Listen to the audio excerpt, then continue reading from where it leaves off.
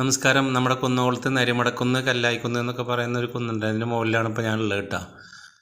ഞാനിവിടെ ഒരു 10-20 വർഷം മുമ്പ് വന്നാണ് കേട്ടോ. ആ സമയത്ത് ഇവിടെ ഫ്രീ ആയിരുന്നു. ഇപ്പോൾ ടിക്കറ്റൊക്കെ വെച്ചിട്ടുണ്ട്. ഇപ്പോൾ 10 രൂപ ടിക്കറ്റ് ഇതിനുള്ളിൽ കടക്കാൻ വേണ്ടിയിട്ട്. 10 രൂപ കൊടുത്താലും കുഴപ്പമൊന്നുമില്ല. ഇതിൻ്റെ മുകളിൽ നിന്ന് താഴേക്കുള്ള വ്യൂ ഉണ്ടല്ലോ, സീനറി അടിപൊളിയാണ്.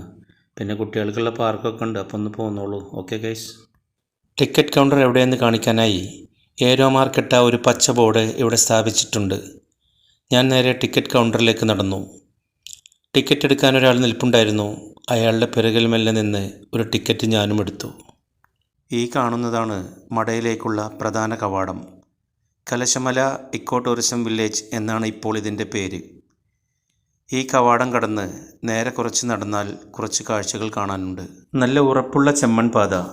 ഈ പാത പോകുന്നത് എവിടേക്കെന്നറിയാൻ വേണ്ടി ഞാനും അങ്ങനെ മുന്നോട്ട് നടന്നുകൊണ്ടേയിരുന്നു. കുറച്ചു ദൂരം പോയി കഴിഞ്ഞപ്പോൾ ഞാൻ എത്തിയത് കുട്ടികളുടെ ഒരു പാർക്കിലേക്കാണ്. കുട്ടികൾക്ക് ആവശ്യമുള്ള അത്യാവശ്യം ചില റൈഡുകളെല്ലാം ഇവരിവിടെ ഒരുക്കി വച്ചിട്ടുണ്ട്. അതിൽ കുട്ടികൾ പൂർണ്ണ സംതൃപ്തരാണ്. അവർ മാക്സിമം ആസ്വദിക്കുന്നുമുണ്ട്. അവധി ദിവസമായതിനാലാവണം കുറച്ച് കൂടുതൽ സന്ദർശകരെ ഇവിടെ കാണാൻ സാധിച്ചത് എന്ന് ഞാൻ കരുതുന്നു.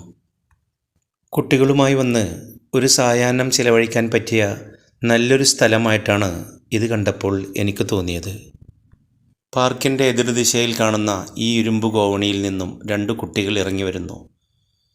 വല്ല സ്നാക്സ് കടയുമായിരിക്കാം. നമുക്കും ഒന്ന് പോയി നോക്കാം.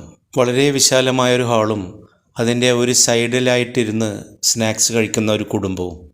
അതെ, ഇതാണ് ഇവിടെ വരുന്ന സന്ദർശകർക്കായി ഇവർ ഒരുക്കിയിട്ടുള്ള ആ ചെറുഭക്ഷണശാല. അവിടെ നിന്നും ഇറങ്ങിയ ഞാൻ ഈ പാതയിലൂടെ നേരെ നടന്നു. നേരെ കുറച്ച് നടന്നാൽ കിട്ടുന്നതായിരിക്കാം നരിമട എന്നൊരു സങ്കല്പത്തിൽ ഞാനങ്ങനെ